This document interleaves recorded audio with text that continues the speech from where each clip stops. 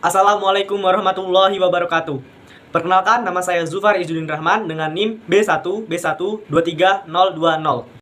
Di sini saya akan menjelaskan terkait anggaran pendapatan dan belanja negara. Terutama saya akan menjelaskan terkait struktur dari APBN dan siklus APBN. Sebelum kita membahas terkait struktur dan siklus anggaran pendapatan dan belanja negara, alangkah baiknya kita membahas terkait pengertian dari anggaran pendapatan belanja negara ini. Yang dimana anggaran pendapatan belanja negara merupakan rencana keuangan tahunan pemerintah Indonesia yang disetujui oleh Dewan Perwakilan Rakyat. Nah, anggaran pendapatan belanja negara ini berisi daftar sistematis dan terperinci yang memuat rencana penerimaan dan pengeluaran negara selama 1 tahun anggaran. Di pengertian anggaran pendapatan belanja negara tadi disebutkan bahwa adanya rencana keuangan tahunan. Nah, hal tersebut menunjukkan bahwa rencana bagaimana pemerintah Indonesia akan mengelola keuangannya selama setahun. Kemudian yang kedua ada kata pemerintah Indonesia. Nah, hal tersebut menunjukkan bahwa rencana tersebut adalah untuk pemerintah Indonesia. Kemudian yang ketiga tadi ada kata bahwa disetujui oleh Dewan Perwakilan Rakyat. Nah, hal tersebut menunjukkan bahwa anggaran pendapatan belanja negara ini harus disetujui oleh Dewan Perwakilan Rakyat. Nah, hal tersebut menjamin pengawasan dan akuntabilitas demokratis dalam proses penganggaran. Kemudian yang keempat terdapat kata berisi daftar sistematis dan terperinci. Nah, hal tersebut menunjukkan bahwa APBN ini berisi daftar yang sistematis dan terperinci. Nah, daftar ini bukan hanya sekedar ringkasan. Nah, namun daftar ini adalah sebuah dokumen komprehensif yang menguraikan setiap aspek pendapatan dan pengeluaran pemerintah. Kemudian yang selanjutnya ada rencana penerimaan dan pengeluaran negara. Nah, kata rencana penerimaan dan pengeluaran negara ini mengacu pada pendapatan dan pengeluaran yang direncanakan oleh pemerintah Indonesia. Nah, biasanya ini termasuk semua sumber pendapatan pemerintah seperti pajak, kemudian biaya lainnya, dan semua bidang pengeluaran pemerintah termasuk gaji, proyek infrastruktur, program sosial, dan lain sebagainya. Kemudian yang terakhir ada kalimat selama 1 tahun anggaran. Nah, kalimat selama 1 tahun anggaran ini mengklarifikasikan bahwa APBN ini mencakup 1 tahun anggaran. Indonesia seperti banyak negara memiliki tahun anggaran tertentu yang mungkin tidak sepenuhnya sesuai dengan tahun kalender. Setelah kita membahas terkait pengertian APBN, selanjutnya kita akan membahas fungsi APBN. Nah, yang dimana APBN ini memiliki beberapa fungsi utama. Yang pertama ada fungsi alokasi, kemudian yang kedua ada fungsi distribusi, kemudian yang ketiga ada fungsi stabilisasi, kemudian yang keempat ada fungsi kontrol. Nah, untuk semua fungsi ini kita akan bahas satu persatu. Untuk yang pertama tadi ada fungsi alokasi, yang dimana APBN ini bukan hanya sekedar membagi uang. Nah, fungsi alokasi ini melibatkan proses yang kompleks dan dalam menentukan bagaimana sumber daya negara dialokasikan secara optimal. Nah, fungsi alokasi ini mencakup prioritas nasional, kemudian efisiensi dan efektivitas, kemudian keadilan dan kesetaraan. Nah, yang terkait prioritas nasional ini, APBN mencerminkan prioritas pembangunan pemerintah. Misalnya, jika pemerintah memprioritaskan pendidikan, maka alokasi dana untuk sektor pendidikan akan lebih besar dibandingkan sektor lain. Nah, prioritas ini biasanya tertuang dalam rencana pembangunan jangka menengah nasional. Kemudian yang kedua ada efisiensi dan efektivitas. Nah, yang dimana alokasi dana harus efisien dan efektif. Artinya, dana harus digunakan dengan sebaik-baiknya untuk mencapai hasil yang maksimal. Nah, biasanya ini melibatkan evaluasi program, pengukuran dampak, dan penyesuaian alokasi berdasarkan hasil evaluasi. Kemudian yang ketiga ada keadilan dan kesetaraan. Nah, meskipun berfokus pada prioritas, alokasi juga harus mempertimbangkan keadilan dan kesetaraan. Nah, hal tersebut berarti membuktikan bahwa semua daerah dan kelompok masyarakat mendapatkan akses yang adil terhadap sumber daya, meskipun mungkin tidak sama jumlahnya. Kemudian fungsi dari APBN yang kedua adalah fungsi distribusi, yang dimana fungsi distribusi ini bertujuan untuk mengurangi kesenjangan ekonomi dan sosial. Nah, fungsi distribusi ini dilakukan melalui berbagai mekanisme. Yang pertama ada subsidi, kemudian yang kedua ada bantuan sosial, kemudian ada investasi di daerah tertinggal, kemudian yang terakhir ada pajak progresif. Nah, untuk yang pertama tadi subsidi, yang dimana pemerintah memberikan subsidi untuk barang dan jasa tertentu seperti bahan bakar minyak atau pupuk untuk menurunkan harga dan membuatnya terjangkau bagi masyarakat yang berpenghasilan rendah. Kemudian yang kedua tadi ada bantuan sosial atau bansos. Nah, program bantuan sosial ini seperti program Keluarga Harapan atau bantuan langsung tunai. Nah, bantuan ini ditujukan untuk membantu masyarakat miskin dan rentan. Kemudian yang ketiga tadi ada investasi di daerah tertinggal. Nah, APBN mengalokasikan dana untuk pembangunan infrastruktur dan pengembangan ekonomi di daerah tertinggal untuk mengurangi kesenjangan antar wilayah. Kemudian yang keempat tadi ada pajak progresif. Nah, sistem pajak progresif ini di mana orang kaya membayar pajak yang lebih tinggi daripada orang miskin. Sistem tersebut merupakan bentuk retribusi pendapatan. Kemudian yang ketiga tadi ada fungsi stabilisasi, yang dimana APBN berperan penting dalam menjaga stabilitas ekonomi makro. Nah, fungsi ini melibatkan berbagai kebijakan. Yang pertama ada kebijakan fiskal kontrasiklis, kemudian yang kedua ada pengendalian inflasi, kemudian yang ketiga ada manajemen defisit dan surplus. Nah, untuk yang pertama terkait kebijakan fiskal kontrasiklis. Nah, jadi yang dimaksud dengan kebijakan fiskal kontrasiklis ini yang dimana pemerintah dapat menggunakan anggaran pendapatan belanja negara untuk meredam fluktuasi ekonomi. Nah, saat ekonomi melambat, pemerintah dapat meningkatkan pengeluaran atau menurunkan pajak untuk menstimulasi pertumbuhan ekonomi. Dan sebaliknya, saat ekonomi terlalu panas atau yang bisa kita sebut dengan inflasi tinggi, pemerintah dapat mengurangi pengeluaran atau menaikkan pajak untuk mendinginkan ekonomi. Kemudian yang kedua tadi ada pengendalian inflasi. Nah, APBN ini dapat digunakan untuk mengendalikan inflasi melalui kebijakan fiskal yang tepat. Misalnya dengan mengurangi pengeluaran pemerintah yang bersifat inflasi dorong. Kemudian yang tadi ada manajemen defisit dan surplus. Nah, manajemen defisit dan surplus ini pemerintah harus mengelola defisit dan surplus anggaran dengan hati-hati untuk menjaga stabilitas ekonomi jangka panjang. Kemudian terkait fungsi dari APBN yang terakhir tadi adalah fungsi kontrol, yang dimana fungsi kontrol ini memastikan akuntabilitas dan transparansi dalam pengelolaan APBN. Nah, fungsi kontrol ini meliputi yang pertama ada pengawasan DPR, kemudian yang kedua ada lembaga pemeriksa keuangan, terus kemudian yang ketiga ada sistem akuntansi pemerintah, dan yang terakhir ada partisipasi publik. Nah, mari kita bahas terkait pengawasan DPR. Nah, yang dimana pengawasan DPR ini, DPR memiliki peran penting dalam mengawasi pelaksanaan APBN. Nah, DPR memiliki wewenang untuk menyetujui APBN, mengawasi penggunaannya, dan meminta pertanggungjawaban pemerintah.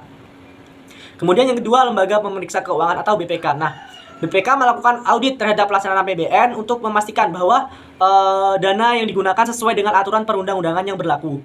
Kemudian yang terakhir, kemudian yang ketiga ada sistem akuntansi pemerintah. Nah, yang dimana sistem akuntansi pemerintah yang baik dan transparan sangat penting untuk memastikan bahwa pengelolaan anggaran pendapatan belanja negara tadi dapat dipertanggungjawabkan. Kemudian yang terakhir ada partisipasi publik. Nah, partisipasi publik ini dalam proses perencanaan dan pengawasan APBN juga penting untuk meningkatkan transparansi dan akuntabilitas. Setelah kita membahas terkait fungsi APBN tadi, langsung saja kita akan membahas terkait struktur APBN. Yang dimana APBN ini memiliki dua struktur. Yang pertama ada pendapatan negara, kemudian yang kedua ada belanja negara. Sebelum kita membahas terkait struktur-struktur APBN tersebut, kita harus mengetahui apa sih pengertian dari struktur APBN. Nah, jadi struktur APBN merupakan bagian susunan dan pengaturan keuangan negara dalam satu tahun anggaran. Nah, bayangkan APBN seperti sebuah buku tabungan negara. Nah, di dalam buku tersebut terdapat catatan pendapatan negara dan belanja negara. Nah, catatan pendapatan negara tadi seperti uang yang masuk, kemudian belanja negara tadi seperti uang yang keluar. Baik, langsung saja kita bahas terkait struktur APBN yang pertama, yaitu terkait pendapatan negara. Nah, pendapatan negara ini merupakan sumber dana yang masuk ke kas negara. Nah, pendapatan negara ini terdiri dua komponen utama. Yang pertama ada pendapatan pajak, kemudian yang kedua ada pendapatan non pajak. Untuk yang pertama, pendapatan pajak. Nah, pendapatan pajak ini merupakan sumber utama penerimaan negara yang didasarkan pada prinsip keadilan dan kemampuan membayar. Contohnya seperti pajak penghasilan. Nah, pajak penghasilan ini merupakan pajak langsung yang dikenakan atas penghasilan. Nah, sistemnya ini progresif, artinya tarif pajak meningkat seiring peningkatan penghasilan. Kemudian pajak penghasilan ini bertujuan untuk meredistribusi kekayaan. Nah, pajak penghasilan ini dibagi menjadi beberapa pasal masing-masing dengan objek dan mekanisme perhitungan yang berbeda. Salah satunya diantaranya adalah PPh pasal 21 terkait pajak penghasilan karyawan yang dipotong langsung oleh pemberi kerja. Kemudian PPh pasal 25 yang dimana pajak penghasilan yang dibayar secara angsuran oleh wajib pajak badan dan perseorangan. Kemudian PPh pasal 29 terkait pajak penghasilan badan usaha. Kemudian ada PPh final yang dimana pajak penghasilan dengan tarif tetap yang dikarenakan pada jenis penghasilan tertentu. Kemudian yang kedua ada pajak pertambahan nilai atau PPN. Nah, PPN ini merupakan pajak tidak langsung yang dikenakan pada setiap tahap produksi dan distribusi barang dan jasa. Nah, hal tersebut membuktikan bahwa PPN ditambahkan pada harga jual di setiap tahap, sehingga akhirnya ditanggung oleh konsumen akhir. Sistem ini disebut value added tax. Nah, beberapa barang dan jasa dikecualikan dari PPN atau dikenakan tarif PPN yang berbeda. Kemudian yang ketiga ada pajak bumi dan bangunan atau PBB. Nah, pajak bumi dan bangunan ini merupakan pajak yang dikenakan atas kepemilikan tanah dan bangunan. Nah, nilai jual objek pajak ini menjadi dasar perhitungan pajak. Pengelolaannya seringkali dilimpahkan ke pemerintah daerah. Kemudian yang keempat ada pajak bea masuk. Nah, pajak bea masuk ini merupakan pajak yang dikenakan atas barang impor. Selain sebagai sumber penerimaan, pajak ini juga berfungsi sebagai proteksi terhadap industri dalam negeri. Kemudian yang terakhir ada pajak lainnya. Nah, berbagai pajak lainnya itu misalnya seperti pajak kendaraan bermotor, kemudian pajak bahan bakar kendaraan bermotor, kemudian bea perolehan hak atas tanah dan bangunan, kemudian pajak pertambangan dan lain sebagainya. Nah, masing-masing pajak tersebut memiliki karakteristik dan mekanisme perhitungan yang berbeda. Selanjutnya kita akan membahas terkait komponen pendapatan negara yang kedua, yaitu terkait pendapatan non pajak, yang dimana pendapatan non pajak ini merupakan penerimaan negara yang bukan berasal dari pajak. Nah, contoh dari pendapatan non pajak ini seperti pendapatan negara bukan pajak atau PNBP. Nah, PNBP ini merupakan penerimaan dari pelayanan jasa pemerintah seperti retribusi, denda, dan hasil pengelolaan kekayaan negara. Misalnya pendapatan BUMN. Kemudian hal tersebut menunjukkan efisiensi dan efektivitas pengelolaan aset negara. Kemudian yang kedua ada hibah. Nah, bantuan hibah ini merupakan bantuan keuangan dari luar negeri atau lembaga internasional. Nah, hibah ini biasanya untuk proyek-proyek pembangunan tertentu. Nah, hibah ini seringkali terikat dengan syarat dan ketentuan tertentu.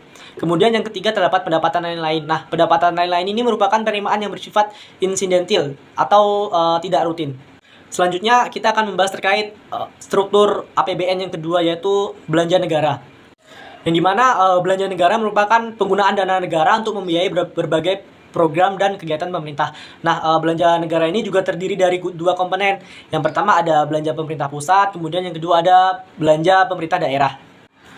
Untuk yang pertama kita akan membahas terkait belanja pemerintah pusat. Nah, belanja pemerintah pusat ini merupakan pengeluaran yang dilakukan oleh pemerintah pusat. Nah, belanja pemerintah pusat ini memiliki rincian. Yang pertama ada belanja kementerian atau lembaga. Nah, belanja kementerian atau lembaga ini merupakan anggaran untuk operasional dan program kerja kementerian atau lembaga. Nah, hal tersebut mencerminkan prioritas pembangunan pemerintahan. Kemudian yang kedua ada belanja subsidi, yang dimana belanja subsidi ini merupakan bantuan keuangan untuk menurunkan harga barang dan jasa tertentu agar bisa dijangkau oleh masyarakat. Contohnya seperti subsidi BBM, kemudian subsidi pupuk, dan yang terakhir subsidi listrik. Nah, subsidi ini seringkali menjadi isu kontroversial karena potensinya untuk menimbulkan distorsi pasar. Kemudian yang ketiga ada belanja infrastruktur, yang dimana belanja infrastruktur ini merupakan investasi dalam pembangunan infrastruktur seperti jalan, jembatan, pelabuhan, bandara, dan lain sebagainya. Nah, belanja infrastruktur ini bertujuan untuk meningkatkan konektivitas dan produktivitas ekonomi. Kemudian yang keempat ada belanja pegawai. Nah, belanja pegawai ini seperti gaji, tunjangan, dan pensiun PNS di lingkungan pemerintah pusat. Nah, belanja ini merupakan bagian yang signifikan dari belanja negara. Kemudian yang terakhir ada belanja pembayaran utang, yang dimana belanja pembayaran utang ini merupakan pembayaran bunga dan pokok utang pemerintah pusat, baik dalam negeri maupun luar negeri. Nah, hal tersebut menunjukkan besarnya beban utang negara. Selanjutnya kita akan membahas terkait belanja pemerintah daerah, yang dimana belanja pemerintah daerah ini merupakan pengeluaran yang dilakukan oleh pemerintah daerah. Nah, belanja pemerintah daerah ini memiliki beberapa rincian. Yang pertama ada dana alokasi umum atau DAU, yang dimana dana alokasi umum ini merupakan dana transfer dari pemerintah pusat ke daerah untuk membiayai kebutuhan dasar daerah. Kemudian yang kedua ada dana alokasi khusus atau DAK. Nah, DAK ini merupakan dana transfer dari pemerintah pusat ke daerah untuk membiayai program-program tertentu yang menjadi prioritas nasional. Kemudian yang ketiga ada pendapatan asli daerah atau PAD. Nah, pendapatan asli daerah ini merupakan pendapatan yang diperoleh pemerintah daerah dari sumber-sumber daerah seperti pajak daerah dan retribusi daerah. Nah, pendapatan asli daerah ini menunjukkan bahwa kemampuan fiskal daerah. Setelah kita membahas terkait struktur APBN tadi, langsung saja kita akan membahas terkait siklus APBN, yang dimana siklus APBN merupakan proses dinamis dan berulang yang memastikan pengelolaan keuangan negara yang terencana, terarah, akuntabel, dan transparan. Nah, setiap tahapan ini saling berkaitan dan bergantung satu sama lain. Kegagalan pada satu tahapan dapat berdampak negatif pada tahapan selanjutnya dan keseluruhan proses. Nah, jadi dalam penyusunan anggaran pendapatan belanja negara ini memiliki 5 tahapan. Yang pertama ada tahap perencanaan, kemudian yang kedua ada tahap penyusunan, kemudian yang ketiga ada tahap penetapan, yang keempat ada tahap pelaksanaan, dan yang terakhir ada tahap pertanggungjawaban. Nah, untuk kelima tahapan ini akan kita bahas satu persatu. Nah, untuk yang pertama ada tahap perencanaan, yang dimana tahap perencanaan ini merupakan fondasi dari siklus anggaran pendapatan belanja negara. Nah, tahap perencanaan ini bukan hanya sekedar membuat rencana, akan tetapi tahap perencanaan ini juga membuat sebuah proses analisis, kemudian perumusan strategi, dan yang terakhir terkait pengambilan keputusan yang kompleks. Nah, di sini ada beberapa tahap dalam tahap perencanaan. Yang pertama ada penetapan prioritas nasional. Nah, tahapan penetapan prioritas nasional ini dimulai dengan menentukan arah pembangunan nasional. Nah, prioritas nasional ini didasarkan pada yang pertama ada analisis kebutuhan nasional, yang dimana analisis kebutuhan nasional ini seperti mengidentifikasi kebutuhan mendesak masyarakat seperti infrastruktur, pendidikan, kesehatan, dan pengentasan kemiskinan. Kemudian yang kedua ada tantangan nasional. Nah, tantangan nasional ini seperti mengidentifikasi tantangan yang dihadapi negara seperti perubahan iklim, kemudian bencana alam, dan ketidakkesetaraan ekonomi. Kemudian yang ketiga ada tujuan pembangunan berkelanjutan. Nah, tujuan pembangunan berkelanjutan ini merupakan integrasi SDGs ke dalam perencanaan pembangunan nasional. Kemudian selanjutnya ada RPJMN atau Rencana Pembangunan Jangka Menengah Nasional. Nah, jadi Rencana Pembangunan Jangka Menengah Nasional ini merupakan dokumen perencanaan pemerintah yang menjadi pedoman dalam menentukan prioritas pembangunan nasional selama 5 tahun. Nah, prioritas ini kemudian diterjemahkan ke dalam program dan kegiatan yang lebih spesifik. Kemudian ada visi dan misi pemerintah. Nah, di sini visi dan misi pemerintah ini merupakan prioritas pembangunan yang dipengaruhi oleh visi dan misi pemerintah yang sedang berkuasa. Kemudian selain penetapan prioritas nasional tadi ada juga analisis kondisi ekonomi makro, yang dimana pemerintah melakukan analisis menyeluruh terhadap kondisi perekonomian. Nah, analisis kondisi ekonomi makro ini meliputi yang pertama ada proyeksi pertumbuhan ekonomi, kemudian ada proyeksi inflasi, kemudian ada neraca pembayaran, dan yang terakhir ada kondisi pasar keuangan. Nah, untuk yang pertama kita akan membahas terkait proyeksi pertumbuhan ekonomi. Jadi, proyeksi pertumbuhan ekonomi ini merupakan perkiraan laju pertumbuhan ekonomi dalam anggaran yang akan datang. Dalam tahun anggaran yang akan datang. Nah, proyeksi pertumbuhan ekonomi ini menjadi dasar dalam menentukan target penerimaan anggaran. Kemudian yang kedua tadi ada proyeksi inflasi, yang dimana proyeksi inflasi ini seperti perkiraan tingkat inflasi. Nah, jadi inflasi yang tinggi dapat mengurangi daya beli masyarakat dan mempengaruhi pendapatan negara. Kemudian yang ketiga ada neraca pembayaran. Nah, neraca pembayaran ini merupakan analisis arus keluar masuk devisa. Nah, defisit neraca pembayaran dapat mempengaruhi nilai tukar rupiah. Kemudian yang selanjutnya ada kondisi sektor real. Nah, kondisi sektor real ini merupakan analisis kondisi sektor-sektor ekonomi utama seperti pertanian, industri, dan jasa. Kemudian yang terakhir tadi ada kondisi pasar keuangan. Nah, kondisi pasar keuangan ini merupakan analisis kondisi pasar keuangan termasuk suku bunga dan nilai tukar. Kemudian selain selain penentuan prioritas, kemudian analisis kondisi ekonomi, dan selanjutnya ada perumusan kebijakan fiskal. Nah, jadi yang dimaksud dengan perumusan kebijakan fiskal ini adalah perumusan yang berdasarkan analisis prioritas nasional dan kondisi ekonomi makro. Nah, pemerintah merumuskan kebijakan fiskal meliputi yang pertama ada kebijakan pajak, kemudian yang kedua ada kebijakan pengeluaran, kemudian yang ketiga ada kebijakan defisit anggaran, dan yang terakhir ada kebijakan utang. Nah, untuk yang pertama terkait kebijakan pajak. Nah, jadi kebijakan pajak ini merupakan penentuan tarif pajak, jenis pajak, dan insentif pajak. Nah, kebijakan pajak ini harus mempertimbangkan aspek keadilan, efisiensi, dan kepatuhan pajak.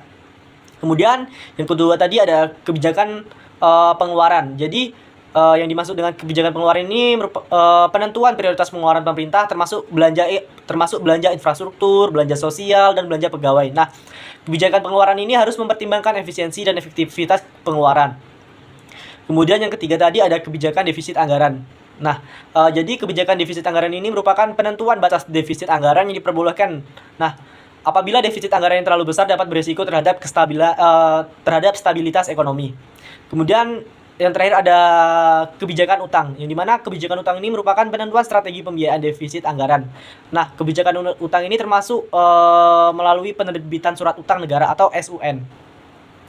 Kemudian yang terakhir ada penentuan alokasi anggaran. Nah, jadi penentuan alokasi anggaran ini merupakan anggaran yang dialokasikan ke berbagai kementerian atau lembaga dan pemerintah daerah. Nah, alokasi ini harus sesuai dengan proporsional, kemudian efisien, kemudian efektif, dan yang terakhir ada transparan dan akuntabel. Untuk proporsional ini seperti sesuai dengan prioritas nasional dan kebutuhan masing-masing sektor. Kemudian yang efisien tadi menggunakan anggaran secara optimal untuk mencapai hasil yang maksimal. Kemudian yang efektif tadi ada program dan kegiatan yang dibiayai harus memberi dampak yang nyata bagi masyarakat. Kemudian yang terakhir tadi ada transparan dan akuntabel, yang dimana proses alokasi anggaran harus transparan dan akuntabel agar dapat dipertanggungjawabkan. Setelah kita membahas terkait tahap perencanaan, selanjutnya kita akan membahas tahap yang kedua, yaitu terkait tahap penyusunan. Nah, di mana tahap penyusunan ini melibatkan proses teknis penyusunan RAPBN atau Rancangan Anggaran Pendapatan dan Belanja Negara. Nah, di tahap penyusunan ini memiliki beberapa sektor. Yang pertama ada penyusunan RAPBN, kemudian ada konsultasi publik, kemudian pengkajian dan revisi. Nah, yang pertama tadi terkait penyusunan RAPBN, yang dimana Kementerian Keuangan sebagai leading sektor bersama kementerian atau lembaga terkait menyusun RAPBN secara rinci. Nah, RAPBN ini mencakup proyeksi pendapatan, kemudian proyeksi belanja, kemudian proyeksi pembiayaan. Untuk yang pertama tadi terkait proyeksi pendapatan, yang dimana proyeksi pendapatan ini merupakan perkiraan pendapatan negara berdasarkan kebijakan fiskal yang telah ditetapkan. Kemudian proyeksi belanja tadi merupakan perkiraan belanja negara berdasarkan program dan kegiatan yang telah direncanakan. Dan yang terakhir tadi terkait proyeksi pembiayaan. Nah, jadi proyeksi pembiayaan ini merupakan perkiraan pembiayaan defisit anggaran apabila ada. Kemudian yang kedua terdapat konsultasi publik, yang dimana RAPBN ini dibahas dan konsultasikan dengan berbagai pihak, termasuk dengan DPR, kemudian pakar ekonomi, kemudian masyarakat. Nah, yang pertama tadi terkait DPR. Jadi DPR ini memiliki peran penting dalam membahas dan menyetujui RAPBN. Kemudian yang kedua ada pakar ekonomi, yang dimana pakar ekonomi ini memberikan masukan dan analisis terhadap RAPBN. Nah, yang ketiga ada masyarakat. Masyarakat ini dapat memberikan masukan melalui berbagai forum konsultasi, misal berbagai forum konsultasi publik. Nah, partisipasi masyarakat ini penting untuk memastikan bahwa anggaran pendapatan belanja negara ini responsif terhadap kebutuhan masyarakat. Kemudian yang ketiga tadi ada pengkajian dan revisi. Jadi RAPBN ini dikaji dan direvisi berdasarkan masukan yang diterima selama proses konsultasi. Nah, proses ini bertujuan untuk menyempurnakan RAPBN agar lebih akurat, relevan, dan efektif. Setelah kita membahas terkait tahap penyusunan, selanjutnya kita akan membahas tahap ketiga dari siklus anggaran pendapatan belanja negara, yaitu terkait tahap penetapan. Nah, jadi tahap penetapan ini merupakan proses legislasi anggaran pendapatan belanja negara. Nah, tahap penetapan ini memiliki beberapa sektor. Yang pertama ada pengesahan DPR, kemudian yang kedua ada pengundangan. Nah, untuk yang pertama terkait pengesahan DPR, RAPBN tadi diajukan ke DPR untuk dibahas dan disahkan. Nah, proses pengesahan ini melibatkan pembahasan di komisi, kemudian rapat paripurna, Dan yang terakhir persetujuan presiden. Nah, yang pertama tadi terkait pembahasan di komisi. Jadi komisi-komisi di DPR ini membahas RAPBN secara detail. Kemudian RAPBN disahkan dalam rapat paripurna DPR. Dan yang terakhir tadi ada setelah disahkan oleh DPR, kemudian APBN tadi perlu mendapat persetujuan dari presiden. Kemudian yang kedua tadi ada ada pengundangan, yang dimana setelah mendapat persetujuan presiden, kemudian APBN ini ditetapkan melalui Undang-Undang APBN. Nah, undang-undang ini memiliki kekuatan hukum yang mengikat dan menjadi dasar hukum bagi pelaksanaan APBN. Selanjutnya kita akan membahas tahap keempat dari penyusunan APBN yang dimana terkait tahap pelaksanaan. Jadi tahap pelaksanaan ini merupakan implementasi anggaran pendapatan belanja negara, yang dimana tahap pelaksanaan ini memiliki 3 komponen. Yang pertama ada pengalokasian anggaran, kemudian ada pelaksanaan program dan kegiatan, dan yang terakhir monitoring dan evaluasi. Nah, untuk yang pertama tadi terkait pengalokasian anggaran. Jadi anggaran dialokasikan ke kementerian atau lembaga dan pemerintah daerah sesuai dengan APBN yang telah ditetapkan. Kemudian proses ini melibatkan berbagai mekanisme transfer dana. Kemudian yang kedua tadi ada pelaksanaan program dan kegiatan, yang dimana kementerian atau lembaga dan pemerintah daerah melaksanakan program dan kegiatan sesuai dengan anggaran yang telah dialokasikan. Nah, perencanaan ini harus sesuai dengan rencana kerja dan target yang telah ditetapkan. Kemudian yang tiga ada monitoring dan evaluasi. Jadi pemerintah melakukan monitoring dan evaluasi secara berkala untuk memastikan efisiensi dan efektivitas pengeluaran. Kemudian target yang telah ditetapkan dalam APBN tercapai. Kemudian pelaksanaan APBN sesuai dengan peraturan perundang-undangan yang berlaku.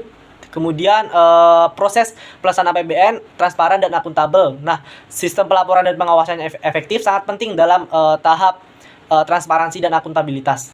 Kemudian tahap terakhir dari penyusunan anggaran pendapatan belanja negara yang terakhir adalah tahap pertanggungjawaban. Nah, jadi tahap pertanggungjawaban ini memastikan bahwa akuntabilitas pemerintah dalam mengelola keuangan negara. Nah, tahap pertanggungjawaban ini juga terbagi menjadi 3 komponen. Yang pertama ada penyusunan laporan keuangan, kemudian audit Badan Pemeriksa Keuangan, kemudian yang terakhir ada pemeriksaan DPR. Jadi untuk yang pertama tadi terkait penyusunan laporan keuangan. Jadi pemerintah menyusun laporan keuangan yang menunjukkan realisasi pendapatan dan belanja negara selama 1 tahun anggaran. Nah, laporan ini harus akurat, lengkap, dan transparan.